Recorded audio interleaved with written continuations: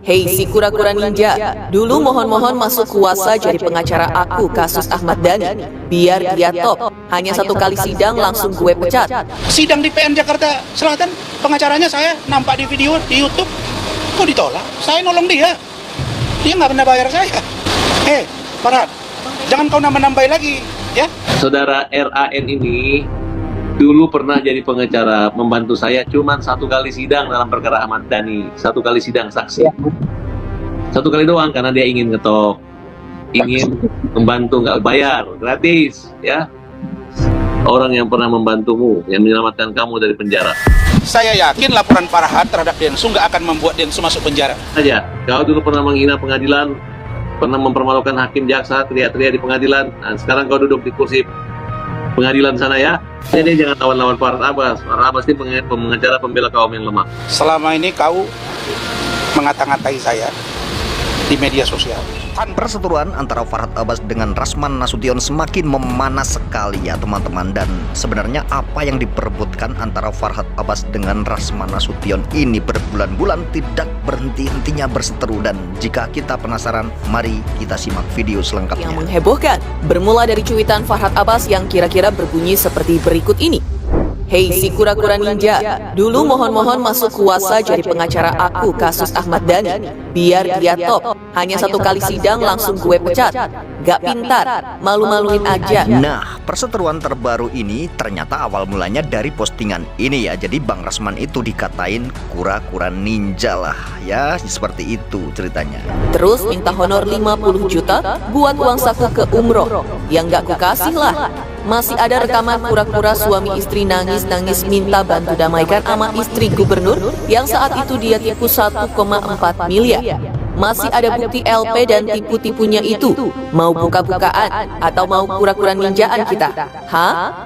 Lah, dia yang 2015 sidang di PN Jakarta Selatan, pengacaranya saya nampak di video di YouTube. Kok ditolak? Saya nolong dia.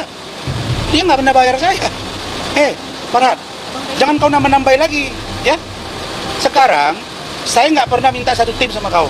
Yang ada dulu 2015 saya sudah bantu kau. Tapi saya nggak mau terkecoh urusan ini. Kalau dia bilang saya mau gabung sama dia, rasanya kami udah 2,5 tahun nggak pernah komunikasi. 50 juta masih ada lah uang saya. Saya masih ada uang 50 juta. Dikit-dikit. Saudara RAN ini dulu pernah jadi pengacara, membantu saya cuman satu kali sidang dalam perkara Ahmad Dhani, satu kali sidang saksi.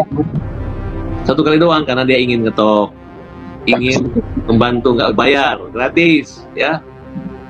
Nah, habis itu cara bertanyanya kurang bagus, malah bisa memberatkan saya. Habis itu nggak dipakai-pakai sama saya. Saya yang banyak jasa sama dia. Kalau bukan saya mendamaikan dengan Evi Saharudin, aku dilaporkan kasus penipuan 1,4 miliar dan damai, dia bayar, dia kembalikan uangnya 800 juta. Ya. Kalau bukan gara-gara saya. Oh iya, Bang tadi bisa bisa jadi nabi kalau saya menyelamatkan, ya. Dan disitulah saya lihat ada semua rekaman pembicaraan sampai sedih-sedih minta tolong semua, bahkan mau bayar saya, mau ngasih saya uang 50 juta lengkap semua ada, ya. Jadi tolong sama saya jangan sombong, nanti masuk neraka dan orang-orang nanti nggak akan percaya lagi karena yang kalian lawannya adalah Farhad Abbas, orang yang pernah membantumu, yang menyelamatkan kamu dari penjara. Jadi Farhad Abbas ini saat Rasman Nasution kena kasus ini yang bantu katanya Farhad Abbas, ceritanya seperti itu ya. Saya udah bilang, saya boleh jawab, apalagi saya dengar tadi dikit-dikit. Saya udah bilang dari awal, laporan Farhad lemah, laporan Densu lemah. Jadi kalau dari saya, udahlah nggak usah sering lapor, karena nggak ada unsurnya tuh. Satu lapor ini, satu lapor ini. Nah, yang tidak fokus justru kasusnya si Agus dengan si Novi. Kalau saya dengan NM nih, kita ya memang saya kejar. Kenapa? Karena memang harkat martabat saya diganggunya. Nah, kalau orang ini nggak selesai-selesai, kan ujung-ujungnya sekarang coba. Kasihan kan yang nyumbang tak kemana duitnya, yang ini pegang ini sudah repot gitu. artinya laporan Bang Farhad bisa menjebloskan Bang Densu ke penjara? Enggak. Kalau laporan Bang Saya yakin, maka saya bilang, saya yakin laporan Farhad terhadap Densu nggak akan membuat Densu masuk penjara. Jangankan masuk penjara, tersangka aja enggak, itu keyakinan saya. Laporan Densu terhadap Farhad juga sama. Jadi buat apa capek-capek? Terus ngapain kalian ribut? Nggak ada kok yang terlalu menyerang, saya lihat nggak ada. Kan saya fair orangnya, walaupun saya berbeda pendapat dengan Farhad. Saya lihat nggak ada juga yang berlebihan kalimat Farhad terhadap Densu. Saya lihat juga tidak ada yang berlebihan kalimat Densus terhadap Farhad ketika datang ke rumah dia. Lah ini hanya perkara udahlah buat laporan, udah periksa. Buat apa? Kasihlah pendidikan yang baik di masyarakat ini. Udahlah Farhad, kau fokus aja ke kasus Agus. Bantu Agus, kalian sudah janji, apalagi timmu itu juga sahabat saya, Saudara Krisnamurti, kemarin masih di Melbourne, Australia. Saya kira kalau misalnya saudara saya bro Krisnamurti pulang, udah berobat aja, kan dia yang bantu kemarin.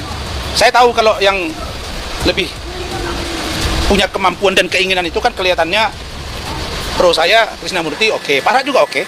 Tapi saran saya udahlah kalian kasih aja berobat dia, nggak usah berkonflik, kasihan.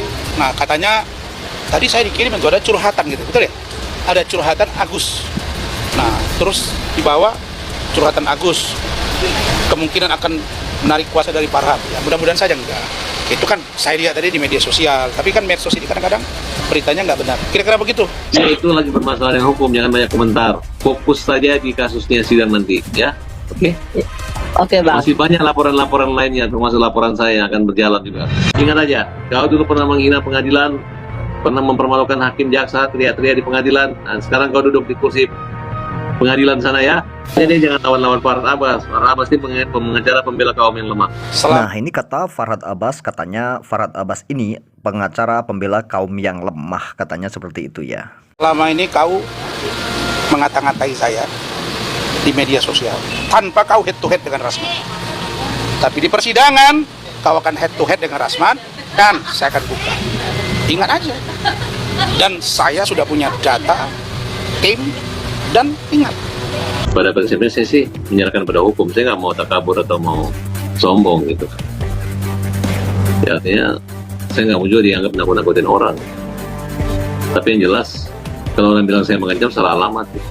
Dan menyangkut masalah cepat-tepat itu, kemarin kan kami merasa seperti diejek bahwa Polres lambat penanganannya, Polda lebih cepat. Ini kerja pengacara cepat, tanggap diam-diam, enggak juga. Itu hampir sama kok, hanya mungkin beda 1-2 hari aja. Ini masih dalam minggu yang sama. Dan saya nggak perlu ngejek-ngejek, terus mengatakan saya nggak takut, saya akan hadapi. Kalau butuh backup yang lebih besar kita backup, nggak perlu. Aku hanya fokus di kalimat aku Makassar, kamu Bugis, mana pedang cabut pedangmu, mana burungmu cabut pedangmu. Aku hanya fokus di situ aja. Nah, kemudian dari awal kalau mereka mengadukan saya sebagai pengancaman dan dia merasa terancam, loh, ini kan awal mulanya ada kalimat yang kita artikan. Kemudian ketika mendengar salam hajar, kemudian dia langsung memang ada komunikasi. Farhad, kamu akan saya datangi, kamu mau hajar saya disamperin, minta Sherlock. Dan saya baru menyadari begitu sombongnya terlapor ini datang ke rumah saya, kemudian dia memaksa untuk masuk. Saya udah janjian segala macam, saya keluar dengan gaya kalau nanti ada terjadi saya cuma tangkis saja, tangkis, kemudian masuk. Kemudian mereka bertanya, apa itu hajar? Ya saya jelaskan, hajar itu penjamin rakyat, dan ini adalah satu lembaga swadaya masyarakat yang terdaftar resmi, berakta notaris, dan di Kesbangpol dari tingkat kabupaten, kota, provinsi sampai Departemen Dalam Negeri di tahun 2011 lalu. Nah, jadi dia tidak boleh menafsirkan atau mengatakan bahwa ini tidak masuk dalam Kamus Bahasa Indonesia. Sebenarnya posisi yang mau mencari terkesannya minta dipukul, tapi lebih terkesan lagi dia berani sebagai laki-laki Sirina Pace, ya kan, mendatangi rumah orang loh. Seumur umurku ini baru kali ini aku didatangi rumah orang ngajak dengan teriakan Sirina Pace. Udah kayak perang gitu. Ada orang merasa terancam, dia datangin rumah kita. Kemudian dia siap tangkis wartawan, ya kan? Saya nggak tahu ya, apakah dia ini datang berani atau untuk kepentingan konten, untuk mempermalukan atau untuk mendapat, atau nanti ujungnya bercanda-bercanda kan, untuk mengetes nyali gitu. Ya kalau mengetes nyali, ketemu saya tempeleng saya duluan, nyala lawan nggak saya gitu. Tapi kalau datang ke rumah saya minta dihajar, ya nggak mungkin saya hajar.